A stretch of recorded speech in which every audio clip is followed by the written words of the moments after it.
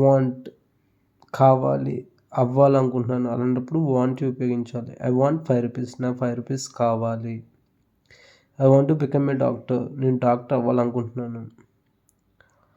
I want to sleep, పడుకోవాలనుకుంటున్నాను. I want to play cricket, నేను cricket ఆడాలనుకుంటున్నాను. I want to get good marks, నేను మంచి marks సాధించాలనుకుంటున్నాను. I want to work hard, నేను బాగా కష్టపడాలనుకుంటున్నాను. I want to speak English, నేను ఇంగ్లీష్ మాట్లాడాలనుకుంటున్నాను. I want to learn Tamil, Tamil నేర్చుకోవాలనుకుంటున్నాను. I want to read English books, నేను ఇంగ్లీష్ బుక్స్ చదవాలనుకుంటున్నాను.